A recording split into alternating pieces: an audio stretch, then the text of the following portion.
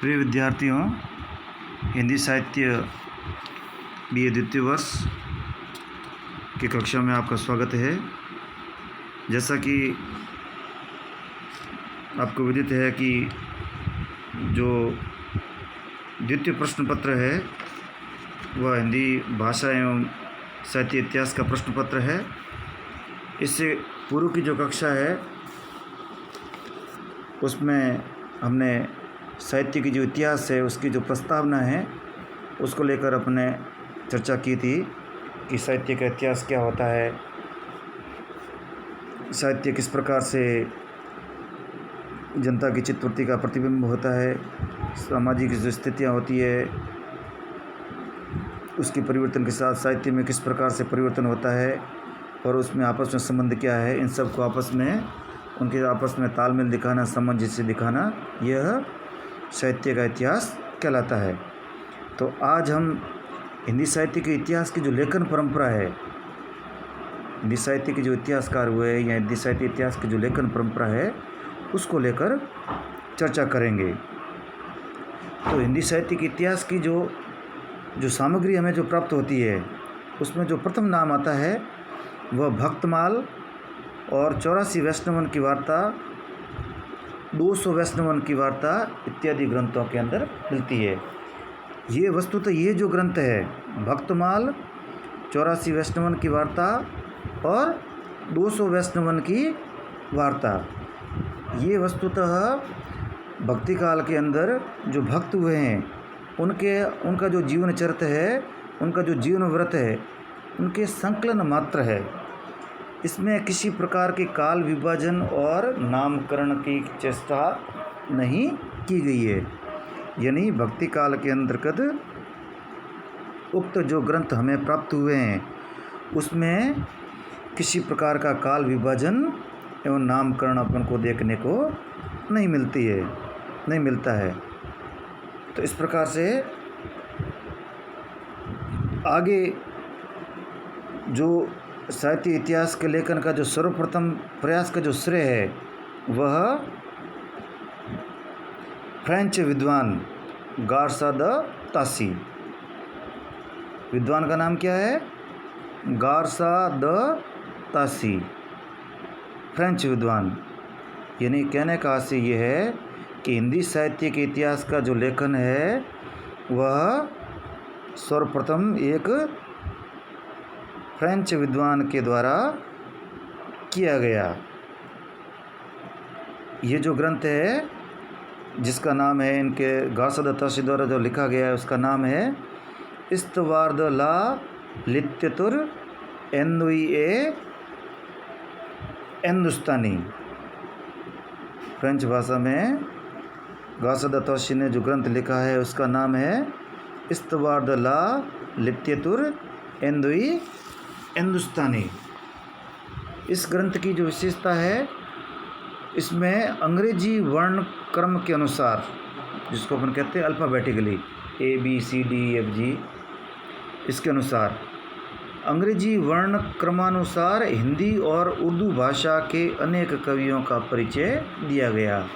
इन्हीं साहित्य इतिहास की लेखन परंपरा के अंतर्गत जो प्रथम जो नाम उभर कर सामने आता है, महत्वपूर्ण नाम, वह है गार्सा द तासी। और ये फ्रांस के रहने वाले थे और वहाँ की जो भाषा है फ्रेंच, उस भाषा में उन्होंने एक ग्रंथ लिखा था जिसका नाम था इस्तवार द ला लित्यतुर एंदुई हिंदुस्तानी। यानी एंदुई यानी हिंदुई और हिंदुस्तानी, ये जो भाषा हैं अर्थात हिंदी और जो उर्दू भाषा है उनके कवियों का उनमें जीवन परिचय इन्होंने दिया। परंतु इसकी भी क्या कमी है कि इन्होंने भी काल विभाजन और नामकरण की ओर ध्यान नहीं दिया। यानी ये जो ग्रंथ है इसके अंतर्गत भी यही कमी है कि इसमें भी काल विभाजन और नामकरण का किसी प्रकार से कोई चेष्टा नहीं की गई और ध्यान नहीं दिया गया। हालांकि इसमें अंग्रेजी वर्णक्रम के अनुसार अल्फ़ाबेटिकली हिंदी और उर्दू भाषा के जो अनेक जो कवि है उनका जीवन परिचय इन्होंने इस ग्रंथ के अंतर्गत दिया है। अब इसी पहले भक्तमाल इत्यादि जो भक्ति काल के जो ग्रंथ हैं, उसके बाद में घासा दत्तासी का नाम आता है। उसके बाद में जो उल्लेखनीय नाम आता है वह है हिंदी विद्वान शिव सिंह सेंगर। विद्वान का नाम है शिव सिंह सेंगर। उनके द्वारा रचित जो ग्रंथ है उसका नाम है शिव सिंह सरोज। विद्वान का नाम है शिव सिंह सेंगर और उनके द्वारा जो लिखित जो ग्रंथ है, साहित्य इतिहास का ग्रंथ है, उसका नाम है शिव सिंह सरोज। ये जो ग्रंथ है इसके अंदर 1000 भाषा कवि, भाषा का तात्पर्य हिंदी से है, हिंदी भाषा के कवियों का जीवन चरित्र और उनकी कविताओं के उदाहरण संग्रहित किए गए। यानी जो कवि का जीवन चरित्र दिया गया और उसके द्वारा जो रचित जो कविताएं हैं, उनका जो काव्य है, उनका एक प्रकार से ये संकलन था। इस ग्रंथ के अंतर्गत भी ये क्या कमी थी कि इसमें भी काल विभाजन का कोई संकेत नहीं दिया गया। तो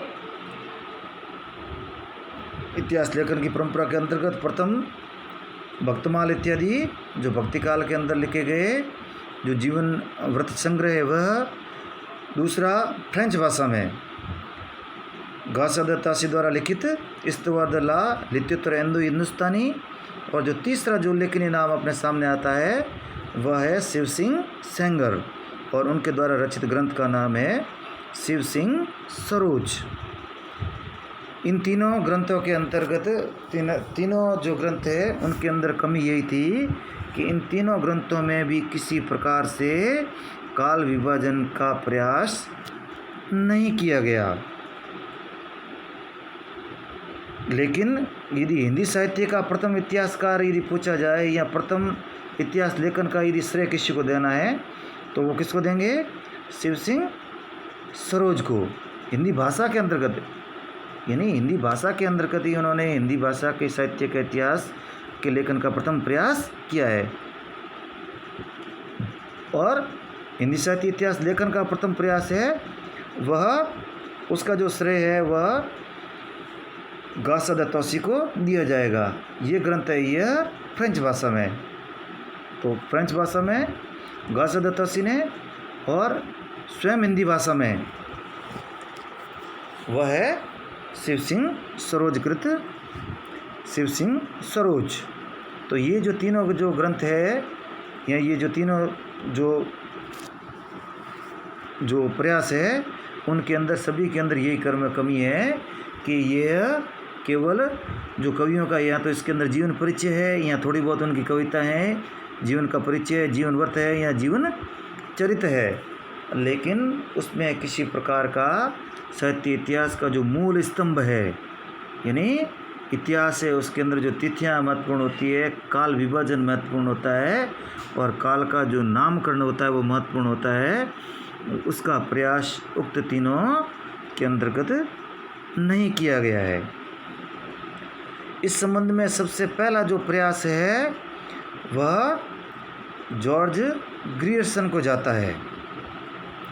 यानी वास्तविक रूप से हिंदी साहित्य के इतिहास की जो लेखन परंपरा है उसका जो सबसे पहला और जो महत्वपूर्ण जो प्रयास है उसका श्रेय किसको जाता है? जॉर्ज ग्रियर्सन को। पर जैसा कि उन्होंने स्वयं अपने ग्रंथ की भूमिका में स्वीकार किया है कि उनके सामने अनेक कठिनाइयाँ थी जिससे वे कालक्रम और काल विभाजन के निर्वाह में पूर्णतः सफल नहीं हो सके। इन्होंने काल विभाजन और नामकरण का प्रयास तो किया, लेकिन स्वयं उन्होंने स्वीकार किया कि कुछ कमियों के कारण वे काल विभाजन और नामकरण में पूर्णतः सफल नहीं हो सके। उन्होंने लिखा है कि सामग्री को यथासंभव कालक्रमानुसार प्रस्तुत करने का प्रयास किया गया है। यह सर्वत्र सरल नहीं रहा है। कतिपय स्थलों पर तो यह असंभव सिद्ध हुआ है। इन्होंने हिंदी साहित्य के इतिहास को निम्नलिखित 11 शीर्षकों के अंतर्गत विभाजित किया है। तो साहित्य इतिहास के लेखन के अंतर्गत जिसमें पहला और जो गंभीर और जो सफल प्रयास जिसे कहा जा सकता है वह जॉर्ज ग्रियर्सन का माना जाएगा, क्योंकि सर्वप्रथम काल विभाजन और नामकरण की चेष्टा, भले ही वह उसके अंतर्गत पूर्णतः सफल नहीं हो पाए हो, वह उस व्यक्तित्व का नाम है जॉर्ज ग्रियर्सन। उन्होंने हिंदी साहित्य का जो इतिहास है उसको 11 शीर्षकों के अंतर्गत विभाजित किया, यानी कालखंडों का नामकरण किया, और ये कालखंड 11 शीर्षकों में उन्होंने इसको विभाजित किया और उसके अनुसार नामकरण भी किया। वे कौन से हैं? 11 शीर्षक देख लेते हैं। प्रथम जो काल है वह चारण काल है।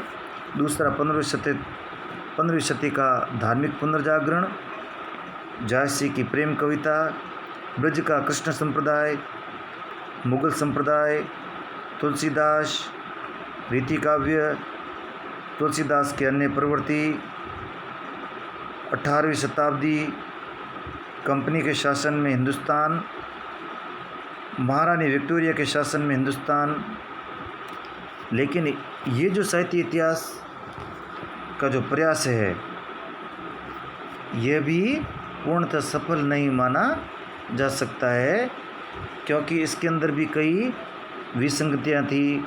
जैसे जिस कालखंड का जो नामकरण रखा गया है उसके अंतर्गत वह प्रवृत्ति नहीं मिलती है, कुछ न्यूनता हैं, कुछ त्रुटियाँ हैं। फिर भी जो प्रथम जो सफल प्रयास है, क्योंकि उन्होंने कम से कम काल विभाजन और नामकरण का प्रयास किया, यानी वैज्ञानिक ढंग से हिंदी साहित्य के इतिहास का काल विभाजन करना और तदनुसार उसके नामकरण का जो प्रयास करना, भले उसके अंदर उसमें कुछ त्रुटियाँ रही हो, न्यूनता रही हो, लेकिन इसका जो श्रेय है वह जॉर्ज ग्रियर्सन को जाता है।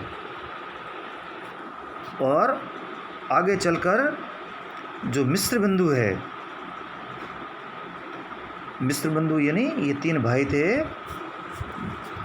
और तीनों भाइयों का जो सामूहिक नाम है उनको मिस्र बंधुओं के नाम से पुकारा जाता है। उन्होंने 1913 में काल विभाजन का नया प्रयास किया, जो प्रत्येक दृष्टि से ग्रियर्सन के प्रयास से बहुत अधिक प्रौढ़ था। यानी मिस्र बंधुओं द्वारा जो प्रयास किया गया वह जॉर्ज ग्रियर्सन की तुलना में गंभीर प्रयास था और इसमें साहित्य इतिहास की लेखन परंपरा को यह आगे बढ़ाने वाला था, उन्नत करने वाला था।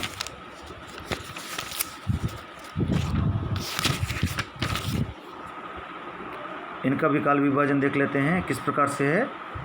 इन्होंने भी जो हिंदी साहित्य का जो इतिहास है उसको 5 खंडों के अंदर विभाजित किया, जिसमें प्रथम है आरंभिक काल, उसको भी उन्होंने पूर्व और उत्तर 2 भागों के अंदर विभक्त किया।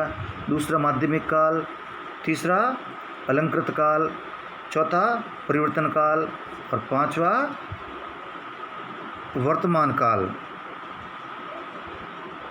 यह एक तरह से विभाजन का एक गंभीर प्रयास था जो हिंदी साहित्य के इतिहास के लेखन की परंपरा को आगे बढ़ाने वाला था।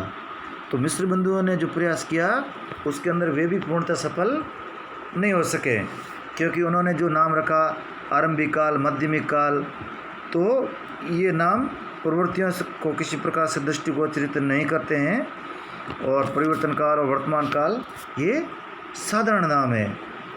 यानी साहित्य की जो प्रवृत्तियां हैं और कालखंड का जो नामकरण है, इन दोनों के अंदर तालमेल होना चाहिए। यानी साहित्य के इतिहास का जो कालखंड वह किस प्रकार से उसकी जो समय रेखा है या समय सीमा है, और उस समय के सीमा के अंदर जो विशेष प्रवृत्तियां हैं उसके आधार पर ही उनका नामकरण होना चाहिए और वो उस कालखंड के अंदर दिखनी भी चाहिए। तो इस प्रयास के अंदर मिस्र बंधुओं को भी इतनी सफलता प्राप्त नहीं हो पाई है। और मिस्र बंधुओं के पश्चात नाम आता है वह है आचार्य रामचंद्र शुक्ल। इन्होंने सन 1929 में हिंदी साहित्य का इतिहास प्रस्तुत करते हुए काल विभाजन का नया प्रयास किया। इनके काल विभाजन में अधिक सरलता, स्पष्टता एवं सुबोधता, 3 शब्द हैं। सरलता यानी जो काल विभाजन किया है उसमें किसी प्रकार की क्लिष्टता नहीं है और बिल्कुल स्पष्ट है। स्पष्ट से है कि जो उन्होंने काल विभाजन किया है उस काल विभाजन के अंतर्गत जो कालखंड है उसमें कौन कौन सी प्रवृत्तियाँ पड़ती है और कौन सी जो प्रवृत्ति है वह महत्वपूर्ण है। जो सबसे महत्वपूर्ण प्रवृत्ति है उसके आधार पर इस कालखंड का उन्होंने नामकरण किया और बड़ा ही सुबोध है। बोध का अर्थ होता है जिसको आसानी से समझा जा सकता हो। और इन्हीं प्रयासों के कारण जो हिंदी साहित्य इतिहास के लेखन का जो वास्तविक जिनको श्रेय दिया जा सकता है, प्रथम गंभीर और वैज्ञानिक ढंग से साहित्य इतिहास का जो लेखन है वह आचार्य रामचंद्र शुक्ल से प्रारंभ होता है। और अपनी इन्हीं विशेषताओं के कारण जो आचार्य शुक्ल का जो इतिहास है वह सबसे सर्वमान्य और सबसे प्रचलित इतिहास है। उसका जो काल विभाजन है, उसका जो अध्ययन है, उसको हम जो आगे का जो हमारा वीडियो है उसके अंतर्गत देखेंगे। धन्यवाद।